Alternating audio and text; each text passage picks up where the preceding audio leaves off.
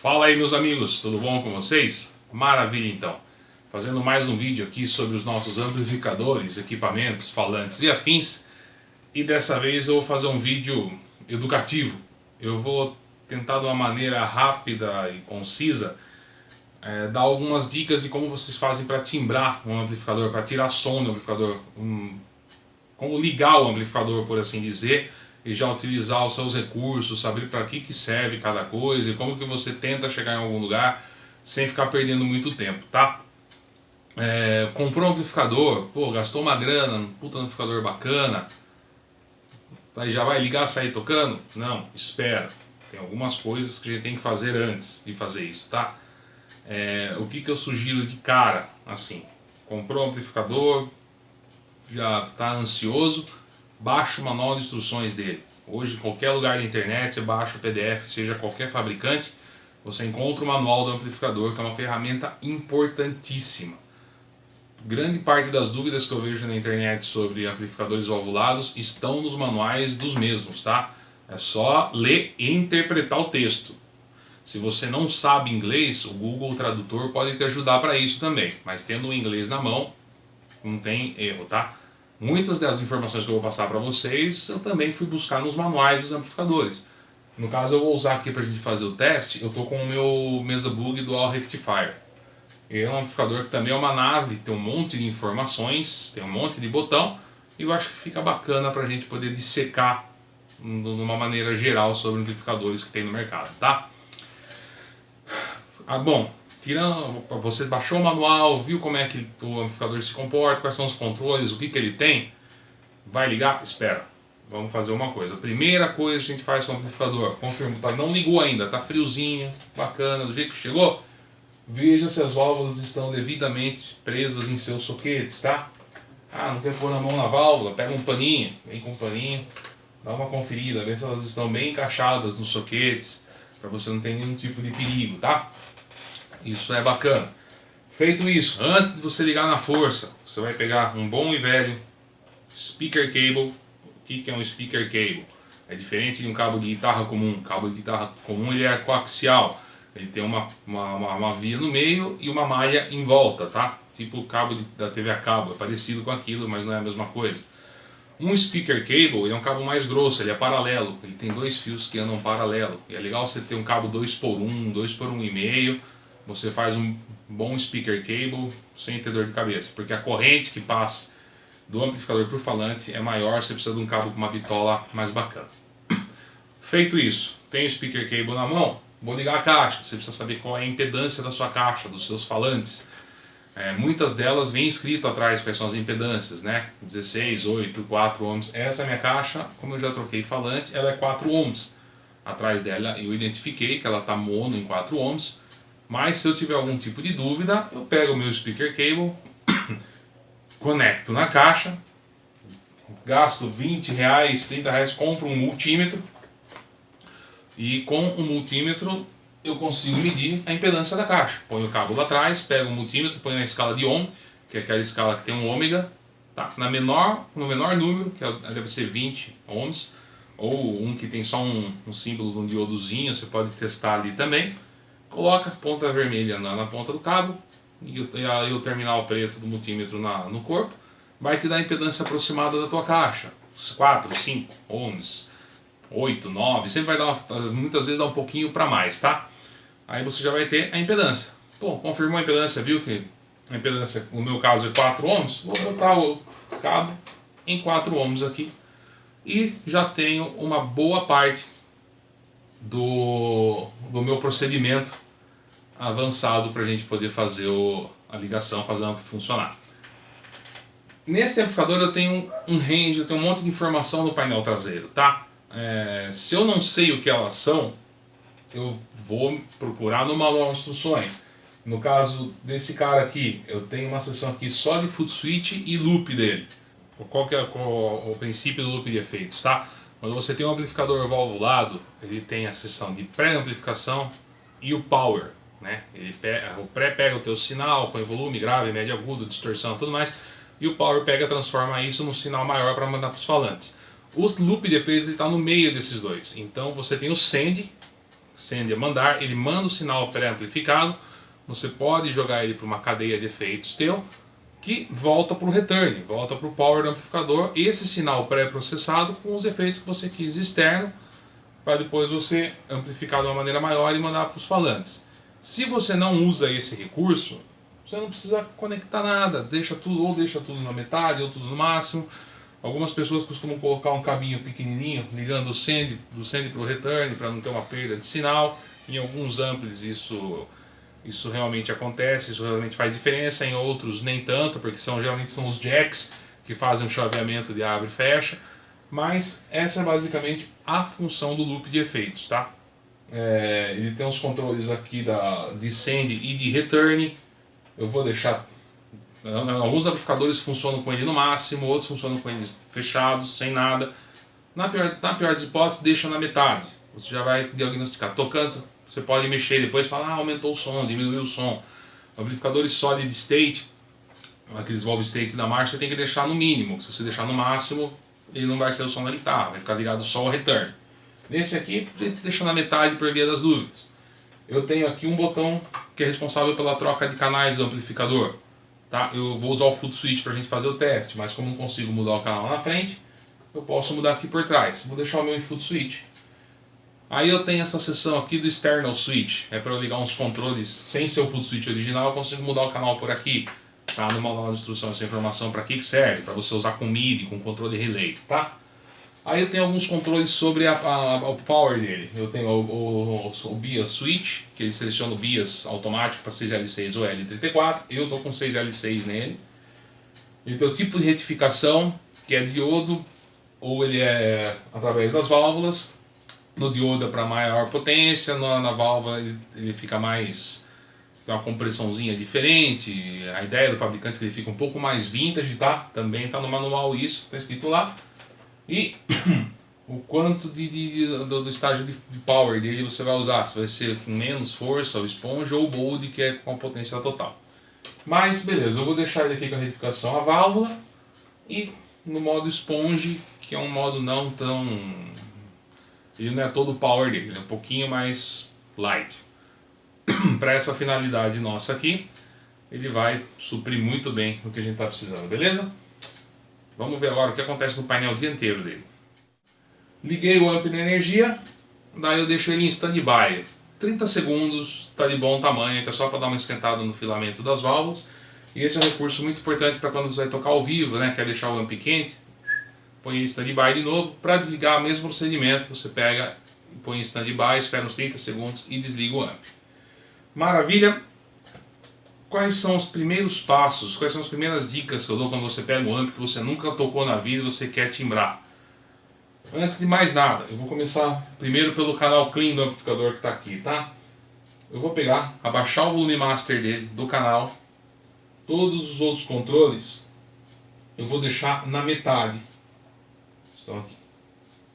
Todos na metade. Eu quero configurar o clean. Ele tem uma chavinha aqui de clean push. Push ele fica mais drive, mas eu quero configurar o clean.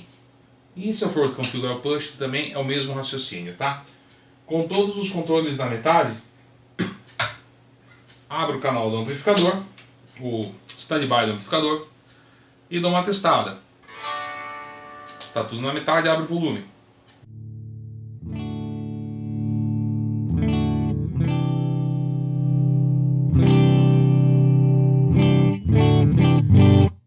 Tem o som. Aí eu vou começar a trabalhar nas frequências. Se eu pegar o manual do amplificador, ele vai me dizer o seguinte, que no tone stack do amplificador, tone stack é o controle de tom, tá? O grave, médio, agudo, presença. O controle mais efetivo, o primeiro ganho que vem, se você observar o circuito de qualquer amplificador que tem a tone stack, o primeiro controle que vem é o de agudo. Então o agudo ele meio que determina o que vai acontecer nas outras frequências, tá? Nesse caso desse ampli, o agudo é muito efetivo. Então eu vou começar por ele, vou pôr um pouco de... ouvindo o ampli, tô sentindo falta de agudo, tô sentindo ele muito fechado, abro o agudo. Um outro controle que é bacana também para você abrir o som do amplificador é a presença, então vou pôr presença.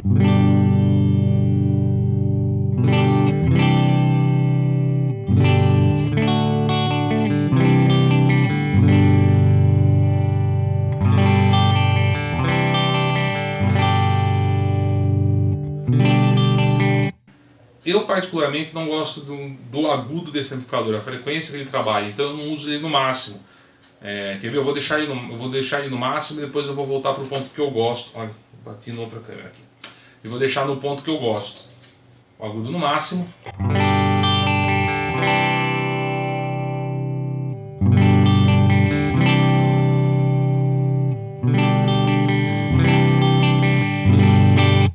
É um pouco mais aceitável para mim. Vou tirar um pouco do médio, né? Que o clean sem o médio fica também legalzinho.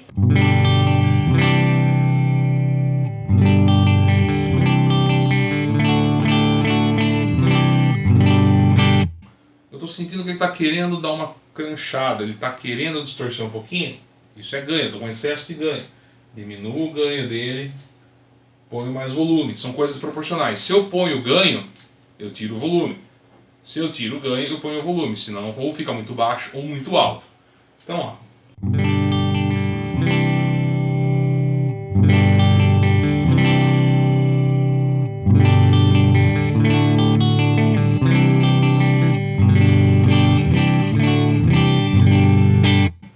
O forte desses amplificadores da mesa não são os sons limpos, tá? São os drives.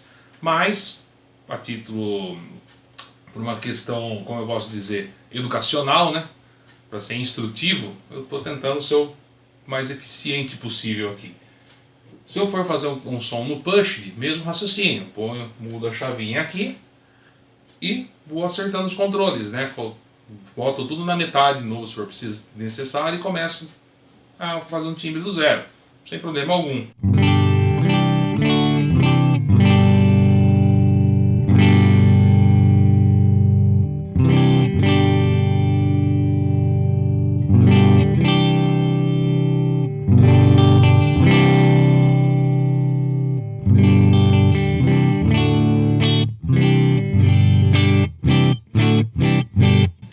Agora eu vou mexer no canal 2.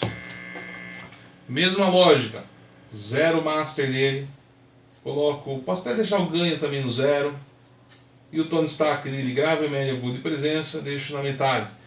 Esse canal eu quero ajustar ele aqui, ó, no modo vintage, né? Tem a chavinha em 3 posições. Eu tenho raw, cru, vintage e modern. Eu vou ajustar ele no vintage, que eu gosto bem. Então, essa tocinha me pega, né? Vou começar novamente.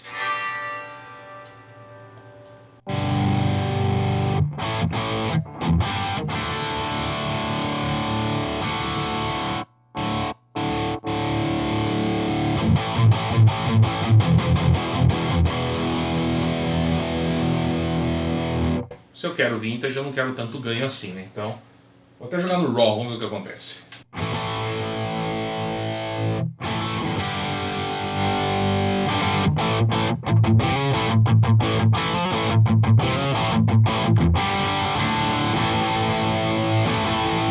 Aí vou mais uma vez trabalhando no tone stack dele.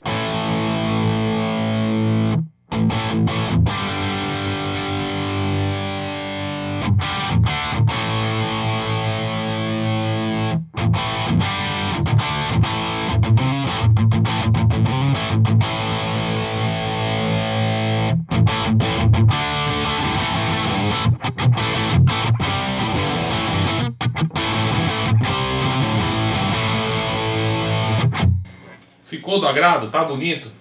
Legal, maravilha. Ah, vou tentar o outro, vou pro vintage. Beleza, vamos ver o que acontece no vintage.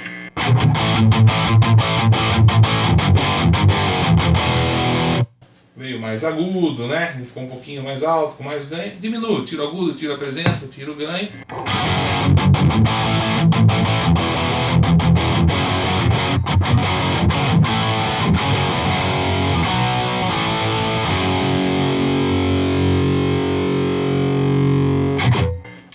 Show de bola, chegamos num ponto. Acertei o meu canal 2. Vou acertar o 3. Mudo pro 3, mesma coisa. Zero ganho, o master. Põe aqui a presença na metade, grave na metade, o médio. Todo mundo deixo na metade. Toco uma notinha aqui e vou pôr ganho e vou pôr master até chegar ao volume que eu quero para começar a mexer.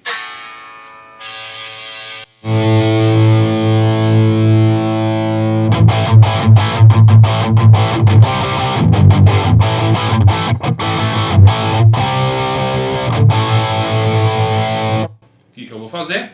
Vou começar a compensar as frequências do meu gosto, da maneira que eu gosto. No manual desse amplificador, ele dá uns macetes de cada controle. Pelo menos na mesa faz isso. Ele te diz quais são os sweet spots, né? Os pontos onde os controles funcionam de uma maneira mais eficaz, mais bonita para cada canal do amplificador. E ele te dá alguns presets prontos também. Assim fica legal a regulagem e tudo mais. Vale muito a pena você dar uma olhada. Vamos continuar aqui, eu estou no 3, né?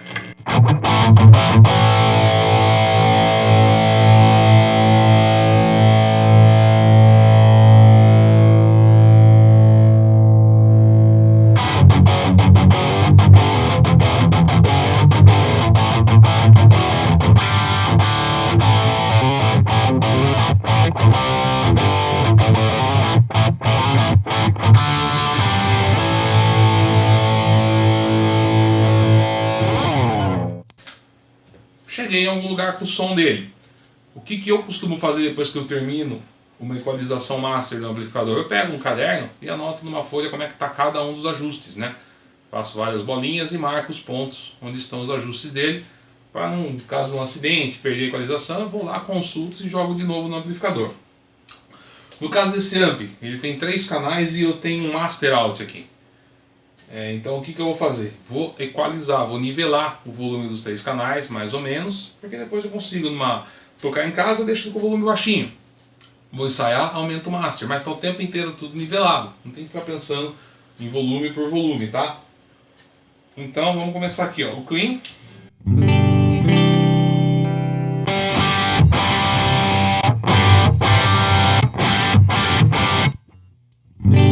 Tá faltando um pouquinho de volume no limpo. Vamos pôr mais um pouquinho de volume no limpo.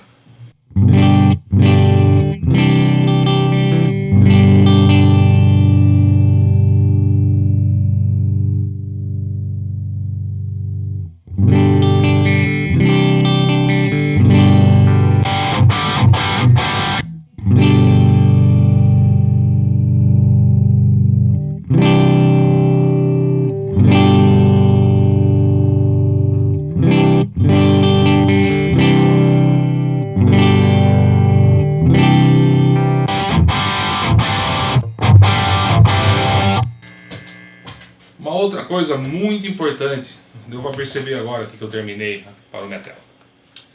A hora que eu terminei a equalização, que eu deixei o meu canal 2 e o meu canal 3 muito parecidos. Por quê? Porque eu tenho uma referência sonora na minha cabeça, no meu ouvido. Eu tenho um timbre que eu busco. Então, a hora que eu ajustei ele aqui, 2 canais diferentes, eu cheguei quase que no mesmo resultado. A minha ideia é tentar diferenciar um pouco um do outro, mas eu tenho essa memória sonora para esse som. Então é interessante você desenvolver a tua memória sonora. Esse tipo de som te agrada. Saber o que tem de grave, o que tem de médio, o que tem agudo no amplificador. E no que você quer chegar do amp, que é o mais importante de você fazer. Feito isso, o clean não me agradou ainda, mas uma hora eu chego lá.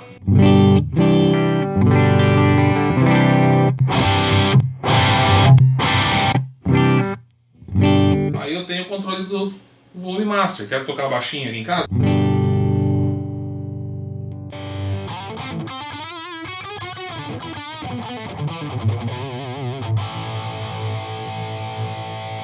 Não, vou ensaiar? Aumento.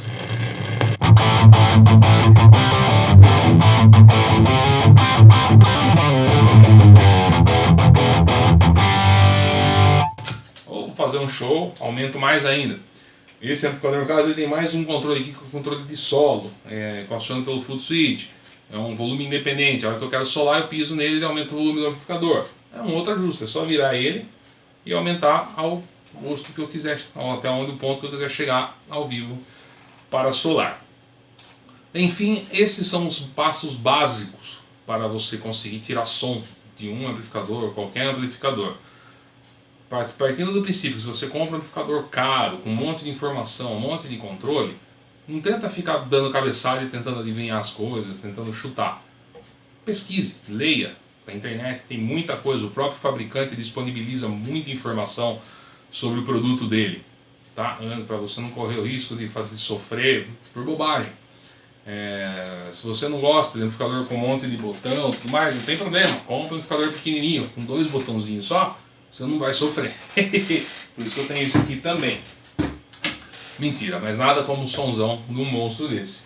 Vão existir amps mais complexos, amplificadores menos complexos, mas a lógica é sempre a mesma. É você saber ter o som na sua cabeça, ter a informação que você precisa na sua cabeça e destrinchar o equipamento. É virar botão.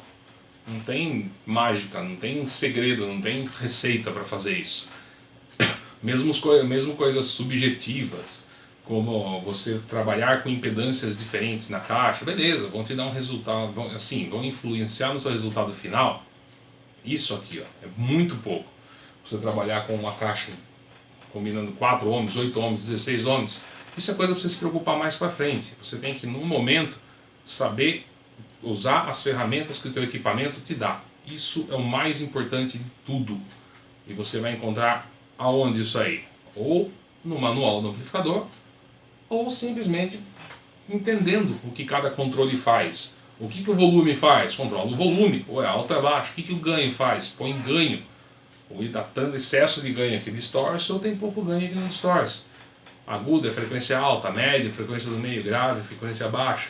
A presença lá realça tudo isso ou não realça tudo isso. No caso desse amplificador, no painel traseiro, ele tem, como eu mostrei para vocês, alguns outros recursos que são adicionais, mas tudo também tem uma explicação. Se você não sabe o que é, se informe, procure saber o que é antes de configurar algo que você pode se arrepender depois. Você vai usar a válvula 6L6 no amp e deixar o bias em L34? Não dá, né? Isso existe informação. E, enfim, eu acho que é basicamente isso. Use o speaker cable, um cabo correto para você ligar a caixa no amplificador. Também é uma coisa muito importante. Tenha bons falantes na sua caixa. Lá dentro tem um puta amplificador espetacular com uma caixa porcaria.